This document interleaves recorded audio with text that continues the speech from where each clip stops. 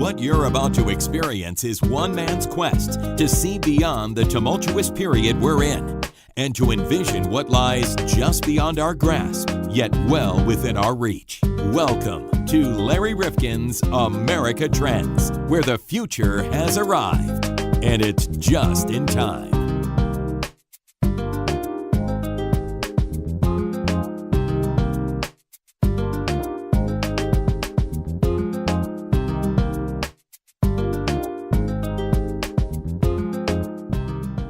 Welcome back to America Trends. John Krofzik and Larry Rifkin. And John, we've been on a mission to educate people about fairness and about race relations, and we've done it on a number of different podcasts, and we will continue to do it.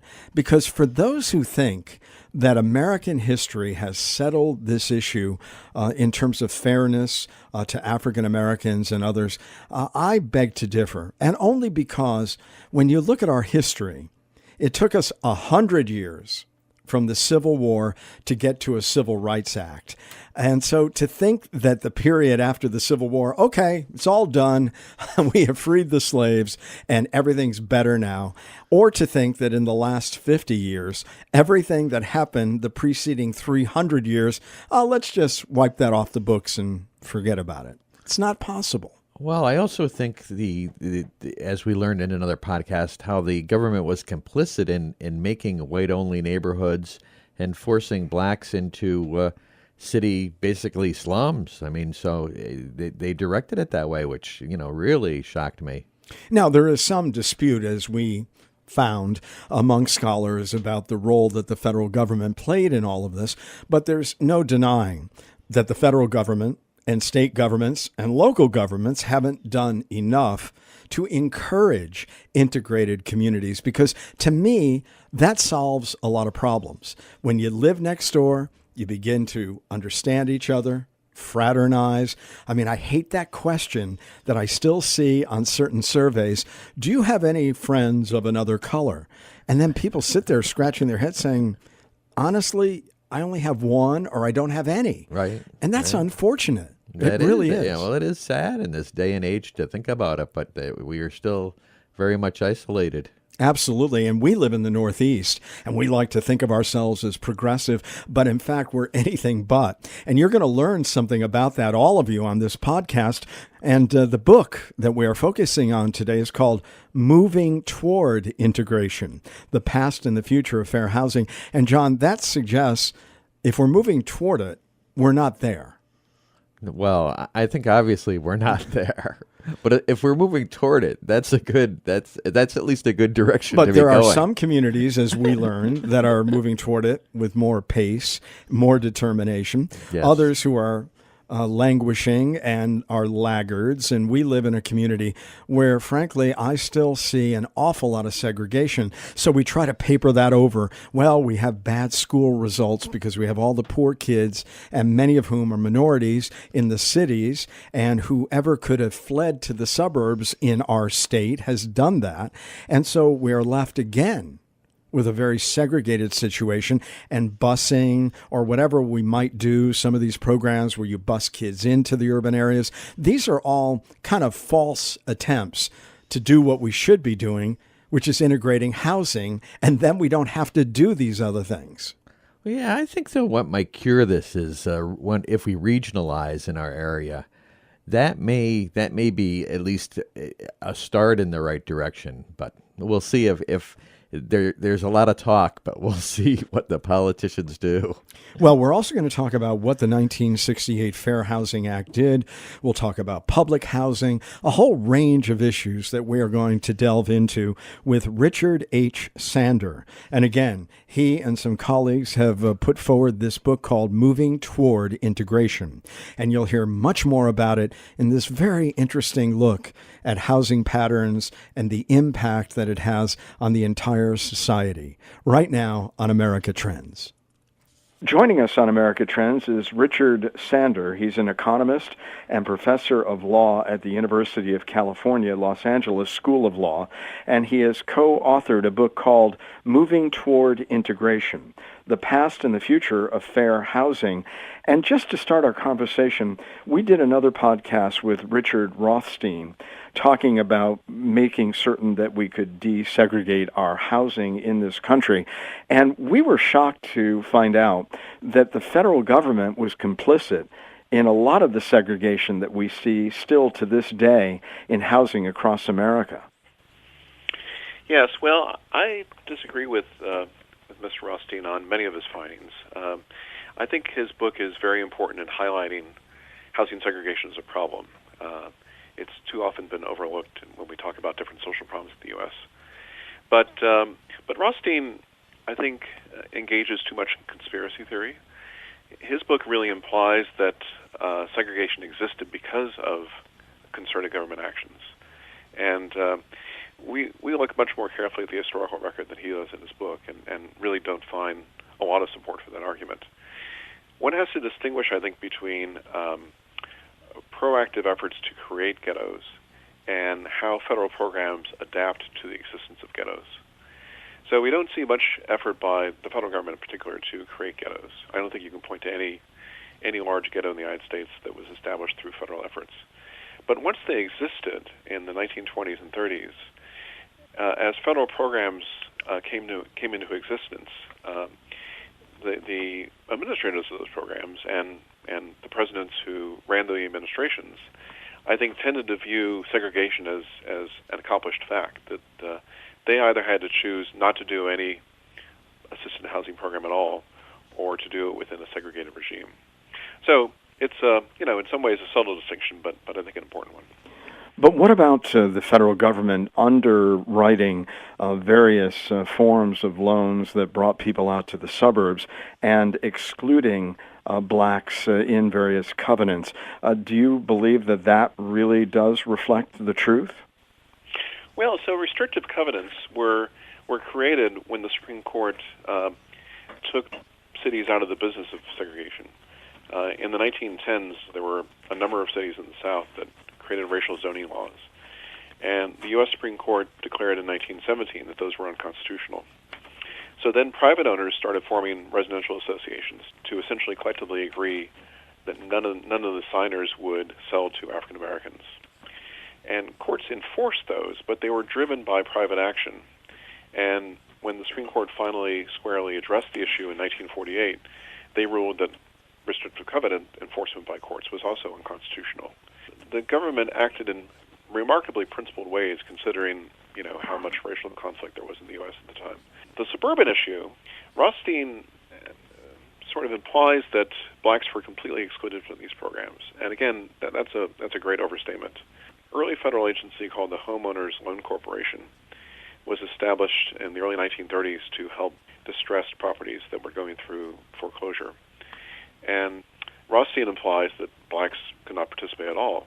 We actually find, and several other scholars have found, that blacks participated on pretty comparable terms to those of whites, which again in the 1930s was no mean accomplishment. Now, it's true that the Federal Housing Administration, which started underwriting long-term loans in new developments, primarily did operate in suburbs. But that, again, is explained by the fact that most of the new housing in a segregated urban area was going to be occupied by whites. In other words, in a world where restrictive covenants existed, blacks were generally not able to move to suburban housing. So the FHA had a choice. Can we either not have this program at all, or do we have a program that's going to have significant segregative effects?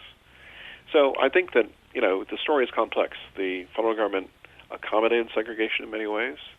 Some of its actions probably made segregation worse. But it also was pretty early on trying to move things in a direction of more equal opportunity. And eventually they really achieved that in the 1960s. Well, let's talk about the Fair Housing Act, because one of your co-authors, Jonathan Zasloff, wrote, on its 50th anniversary, the Fair Housing Act remains the most spectacularly successful disappointment in civil rights history. Unpack that for us. Sure. So the Fair Housing Act was passed in April of 1968. We just passed the 50th anniversary. And it had two objectives. One was to try to combat housing discrimination. referring to how people are actually treated in the marketplace when they go out and look for housing. The other goal was to try to reduce housing segregation. Segregation means how are people distributed within a metropolitan area. So in the 60s, both discrimination and segregation facing African Americans were very intense. The provisions of the Act focused on discrimination. In other words, it made it illegal for people to discriminate in the private market and empowered the Justice Department to bring suit against operators that did that. And the Justice Department did a pretty good job. Remarkably, some of their best work happened under the Nixon and Ford administrations when a Justice Department official named Frank Schweld became head of the housing section in the Justice Department. And he orchestrated a lot of very strong enforcement actions. So housing discrimination levels fall by about two-thirds between the late 1960s and the late 1970s. So I think that's a pretty impressive success, especially when you think about sort of how decentralized housing decisions are in America. Mm-hmm. But segregation was a different matter. So we measure segregation on a scale of 0 to 100 using something called the index of dissimilarity. Yeah, I'd like you to explain that. So if somebody is going to dive deep into your book, they have a basic explanation of that indices. On this index, 100 represents complete apartheid, and 0 represents complete integration. And most ethnic groups in America have, indexes, say, in the 20s to the low 40s. If you look at Italian Americans or Jewish Americans or Chinese Americans, they're all somewhere in that range. Whereas African Americans in the 60s had in our largest cities an average dissimilarity index of 92. So very close to apartheid, really. Mm. In the 20 years after the Fair Housing Act, that average fell from 92 to around 80 or 79. Not much progress, really. But if you look at it in more detail, you see two patterns. You see some cities that actually fell quite a bit, down into the high 60s, and other cities that only declined a little bit into the mid-80s. So we really have changed from a situation where every place was highly segregated to one where we now have some integrated success stories, but a lot of major cities like New York and Philadelphia and Chicago that are still quite intensely segregated. We'll return to this episode of America Trends in just a moment. If you like what we're doing here at America Trends Podcast, please don't keep it to yourself. I know there are a lot of people, John, who think, well, if I'm listening and somebody else wants to listen at the same time, maybe we're going to collide and they're not going to be able to hear us. Yeah. Is that the way the technology works? No, there's plenty of bandwidth. Everybody can listen at the same time. All right. Well, that sure you dispels do that myth. Now, you can do a number of things that would really be helpful to us. You could give us a kind rating or a review at Apple Podcasts, and that boosts what they consider to be our value and visibility. And what does that do, John? Well, that puts us in the forefront so that you can find us easier, and most important is other people can find us easier. And you can subscribe there or on our site, americatrendspodcast.com, or wherever you're listening, so we can alert you to new episodes of the podcast, which, by the way, we put out twice a week on Tuesdays and Thursdays. Or you can like us on Facebook or follow us where, John? On Twitter. On Twitter. That's right, where the world turns to hear fake news or whatever it is. Well, Not you can us, direct though. We message have us real news. at Trends Podcast or using hashtag Trends Podcast. And you know, John, with our growing audience, and really it's been pretty remarkable, a lot of people just came to us the last month or two, and they might have missed earlier episodes. Can they get them again? They can look through them and pick the ones they want to listen to. They're all on the website, and a lot of them are up on iTunes, many of them. All right. Well, listen, there's lots of material to listen to. We hope you have the time, and will lend it to us because we try to make it worth your while. And thanks so much for listening. And tell your friends.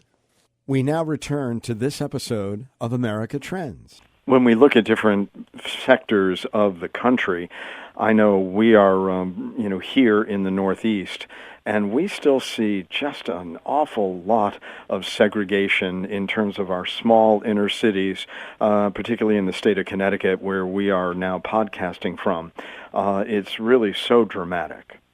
Yeah, in some ways, the effects of segregation have gotten worse because what happened in the 60s and 70s is that areas that remained segregated had a lot of you still had many blacks moving out of the old ghettos. But in places like New York and Chicago and Philadelphia, they moved into neighborhoods that were adjacent to existing black concentrations. And so what you had was a sort of a series of dominoes. You had neighborhoods that would be briefly integrated and then resegregate because many blacks were moving in and relatively few whites were moving in. So at the end of the day, you had many more neighborhoods that were available to blacks to live in, but the segregation was still very high. And you had this added dimension where middle-class blacks were now sort of in newer housing further from the central city. Low and moderate-income blacks were concentrated in the old ghettos. So translation of segregation as an experience for working-class blacks became one of much more concentrated poverty and more concentrated deprivation of various types. So in the segregated cities, you've actually seen a fairly steady erosion of many black indicators. Unemployment levels have gradually crept up. Median income levels have stagnated or fallen. So in many dimensions, all these effects, these phenomena have become worse. Whereas in integrated metropolitan areas, some examples are Seattle or San Diego, San Antonio. These are all areas where the segregation index is now down in the 60s or even the 50s. And all of those areas have seen dramatic improvements in black outcomes across the board. So in San Diego, black unemployment is only about 20% higher than white unemployment, whereas in Chicago and Philadelphia, it's like 250% higher. Even outcomes like mortality rates and test scores have shown much smaller black-white disparities in these integrated cities than in the segregated. Well, it sounds like a lot of the cities that didn't have a long history of segregation or trying to make accommodation and trying various policies that perhaps did not work, like public housing or whatever, that in fact some of these newer areas that you talk about in the West just didn't have the baggage of history. Is that accurate? I think that's part of it. A lot of what we try to do in the book is really disentangle this, and we end up being able to explain it almost entirely. So it's partly that kind of growth. One of the things that's very important in the 70s and 80s is that you have these fair housing laws on the books now. Discrimination is falling. How much dynamism is there in black mobility?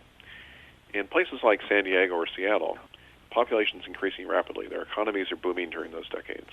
They're attracting lots of migrants from other parts of the country. So an African American relocating, say, from Chicago to San Diego is very likely to say, there are fair housing laws now. I can live wherever I want. I don't need to sort of go into the black core to find housing. So those migrants are very likely to end up in predominantly white neighborhoods. And once you have a substantial number of migrants like that, that changes everyone's perception of how the market's working. Blacks who live in inner city San Diego, and there were very segregated neighborhoods in those cities before 1970. Those residents are now seeing many different white neighborhoods that are integrated. So they start moving into those neighborhoods in larger numbers.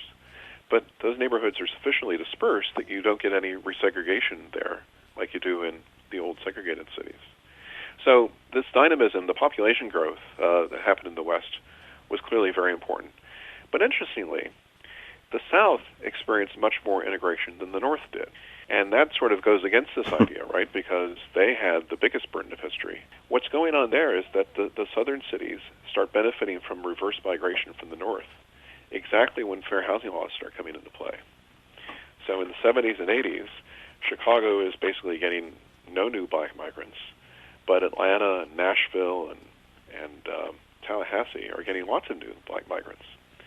So that creates that sort of dynamism in those areas and produces a lot of integrated suburbs. So the Northeast, is it now an outlier in many ways? The Northeast and the Midwest are both the places where segregation is the worst. Some southern cities have been kind of bypassed by the Sun Belt revival, and so, like Memphis, for example, has not seen nearly the dynamism that Nashville has. So they're a little bit more in that old city pattern. The thing is that an awful lot of African Americans still live in those older cities. Migration has rebalanced things somewhat, but the vast majority of urban African Americans are still in places that are pretty segregated. The book is called Moving Toward Integration. One of the co-authors is with us, Richard Sander, and we're talking about the past and the future of fair housing. You make the point very dramatically in the book that housing segregation is the most important factor driving racial inequality.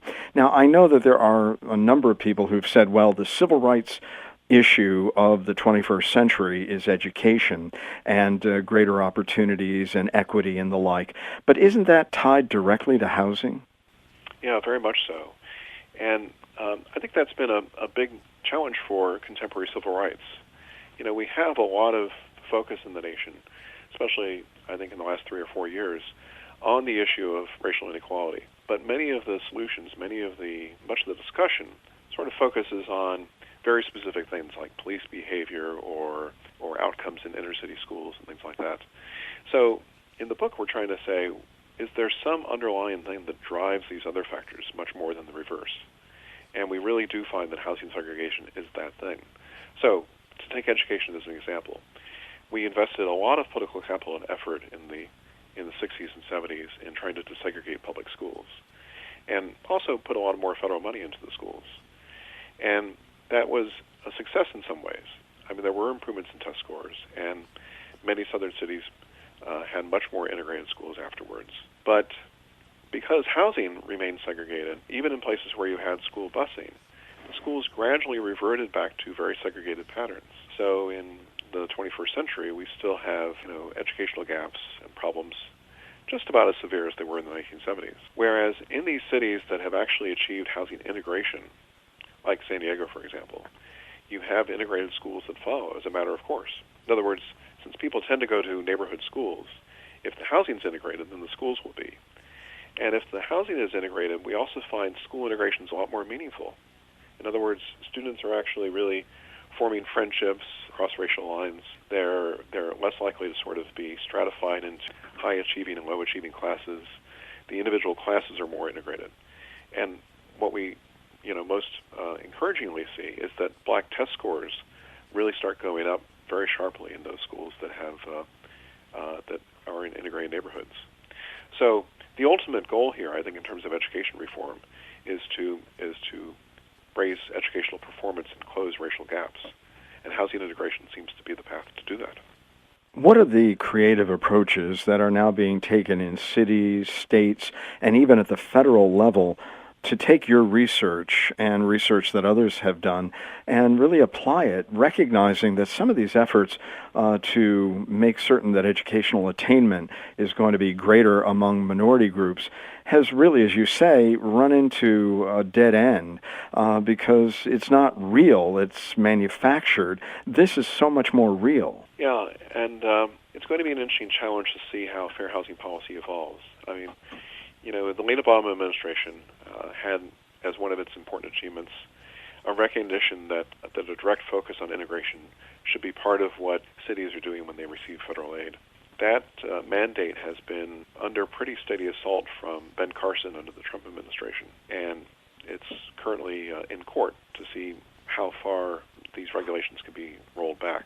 Regardless of whether or not that happens, I think it's really important that we have a broader public discussion that includes housing integration. Surprisingly, a lot of Democrats, I think, are nervous about stepping forward and saying housing integration should be a specific goal. There's still, I think, a lot of feeling that school busing cost many people their political careers and didn't work. And so what I'm hoping is that leaders in politics will recognize that there really is a more durable way of going about this, and there are housing integration strategies that we can use that take advantage of the market, that take advantage entirely of voluntary choice, and yet can really change these patterns of segregation. But honestly, Professor Sander, I haven't heard anyone talking about this issue in the longest time, and that's why we thought it would be really important to bring this issue forward. But there are many analysts and policymakers who seem to have given up on this notion, and yet when you look at educational outcomes, when you look at net worth, I mean, without having the ability to own a home in a good neighborhood, blacks in our society are not going to move forward in a material way, I don't think. That's right. So in segregated areas, for example, black housing prices tend to lag behind the white market. whereas in the integrated metro areas, blacks not only increase their home ownership rates, but their homes appreciate in tandem with the white market. So it's an engine of so many different things. And I think there are two things that have to happen. One is a broader public awareness of these dramatic benefits that result from housing integration. And of course, that's one reason we wrote the book. And the second is realizing that there are mechanisms that really can command political support across a broad spectrum. So let me give you one example. Chicago does have one area that's quite integrated, and that's the village of Oak Park, right on the western border of Chicago. And the way Oak Park did it is that they created a counseling center that gathers information on housing market opportunities and essentially acts as a clearinghouse where people can come and get very sophisticated counseling. They find out what people are looking for when they're thinking about moving. They give them a lot of options, and they make sure that they're really aware that they really consider integrated options. So that can involve giving them tours, introducing them to particular home sellers or apartment owners, really trying to smooth the path so that people consider housing that they might not ordinarily consider. And it's had really effective results. So that's something that, it's hard to imagine any political leader really saying that that's a bad thing or what do they call social engineering, when it certainly has a social goal behind it, but it's really maximizing choice. Well, you note that liberals tend to emphasize discrimination, racism, as explanations for what's going on in the continued segregation, and then conservatives usually accentuate the role of personal preferences and self-segregation. It would seem as if both of these groups just don't quite have it right. Yes, and that's one reason that I complained a little bit about Richard Rothstein earlier in the interview. Because Rothstein is doing a great service by making segregation a more visible problem. But he so relentlessly argues that it's a manifestation of white racism that I think that can really have a boomerang effect. Because if you think about it, blacks who hear that message are going to say, well, maybe I shouldn't move into a white neighborhood because I'm just going to encounter a lot of racist people. And whites are going to say, well, it's not racism, I'm not racist, so I just am going to reject that entire argument. I think understanding history in a more nuanced way and seeing that we actually have made steady progress and that there are a lot of people of goodwill and a lot of interest in integration across racial lines. I think all those things are really important ingredients to solving these problems. So we need a less polarized dialogue about this stuff. We need to really see housing integration as a constructive goal that people of all persuasions should rally around. What would persuade you that some of these light touch incentives and information to promote integration aren't working over the next 15 or 20 years? And frankly, when you look at the federal government and the movement these days, it may be even more backsliding than we've seen in the recent period. What would make you think that maybe we've got to look at this again if we are going to create the outcomes that I think all of us would like to see in our society? And it has so many impacts on education, perhaps crime, a whole relative index of activity. So what would convince you that maybe these light touch incentives are not enough? I think we need to try the light touch incentives. I mean, I'm not at all complacent about what we should do. Things like the Oak Park Housing Center are wonderful examples, but they're not going to spring up nationwide on their own.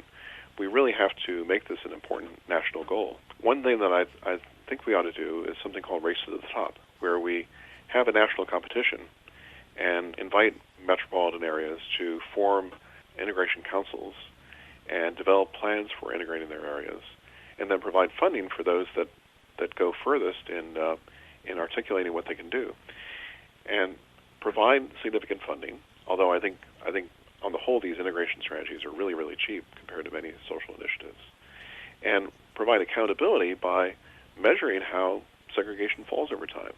You know, what's nice about housing segregation and integration is that we can really track progress pretty precisely. And we know that these measures, like the index of dissimilarity, really do correlate with improved outcomes. So it's not too hard to maintain accountability, and I think that's an important ingredient for success. When When we look at gentrification, it's a term that gets a lot of application in our urban settings these days. We did a piece on Brooklyn, New York, and the changes that have gone on there, and yet there are still some enclaves where the poor congregate. I mean, is gentrification really an important part of this story? It is a very important part, I think. So, for one thing, we can't have metropolitan-wide integration if we don't have migration in both directions. All the areas that have become more integrated, blacks move into non-black areas, but the reverse migration happens too. So gentrification is important in that sense because it represents the willingness of racially diverse people to move into central cities and try to raise housing quality in deteriorated neighborhoods. The dark side of gentrification, of course, is if it's very concentrated, and it leads to such an escalation in housing prices that it displaces all the people who are originally in the neighborhood. And I think there are two responses to that. One is to realize that that doesn't happen as often as thought. There are certainly many neighborhoods nationwide where that has happened. But if you look at the average gentrification outcome in America, it's much more frequently a fairly gradual process, and displacement doesn't happen on a very large scale. Still, I think the other thing to keep in mind is that there are ways of intervening in places where the displacement really is happening. So in the book we talk about the idea of housing trusts, of using a pool of funds to identify neighborhoods where gentrification is taking off and buy properties that provide low and moderate income housing. Put those properties into a deed restriction that limits the rate of rent increase on the properties, and then put them back into the private market. So through that, you can pretty inexpensively shield a large proportion of the housing in a gentrifying neighborhood from really intense gentrifying pressures. And that helps to ensure that the neighborhood's going to remain integrated. And it also tends to make gentrification more diffuse. Because it can't completely flip neighborhood A, you're going to have more gentrification spreading to neighborhood B and C nearby. Is that happening in many locales? Yes, in places where this housing trust idea has been deployed, I think it has been effective. So I think it has a lot of potential. And, again, the big picture is that we need gentrification just like we need more suburbanization of inner city residents to really create balanced living patterns across metro areas. Everyone benefits when, for example, their proximity to work is not determined by what race they are, but sort of by where they work and where it's convenient to live. In closing, when we look at the changes demographically in America, in addition to African Americans, the growing number of Latinos, and the sense that millennials really are just not as color conscious as we might have been growing up, put that into the mix for us. So for Hispanics, segregation is certainly an issue and a problem, but I think a much more tractable one than for African Americans. Hispanics on the whole are following a much closer pattern to what we saw with, say, Italian Americans in the early 20th century. A lot of high Hispanic segregation is driven by recent immigration. So someone who's just arriving from a Latin American country is likely to go to a Spanish-speaking neighborhood and in a sense thrive from the fact that there are lots of neighbors who can help give them cultural guidance on adapting to America and learning English and so on. Middle-class Hispanics tend to move in large numbers into integrated neighborhoods, and those neighborhoods tend not to resegregate. So I think over time we'll see Hispanic segregation largely correct itself. So there might be some room for initiatives, but it's much less of a really durable, persistent, and harmful problem than it is for African Americans. Remind me of the second. Millennials and their lack of concern about color and really living among each other and really intermarrying more. Do you see that as something that will perhaps ameliorate some of the issues we're talking about? Yes, I think the millennial attitudes toward race are encouraging and helpful, and we certainly see that they are often pioneers in gentrification, and as you say, have higher racial intermarriage rates and so on. But what's important to keep in mind is that with African American segregation, there really is a very persistent core. It's kind of a market failure in these cities that have very high segregation, and that won't be changed simply by growing tolerance and a greater willingness to live in integrated areas. I really think that we need attentive public policies that are really trying to stimulate paths towards integration. So even with greater racial tolerance, there is still, I think, an indispensable role for public policy in solving this problem. Moving toward integration, the past and future of fair housing, and one of the co-authors of this book, Richard H. Sander, with us today on America Trends. Thank you so much for coming by. Yeah, thank you for the conversation.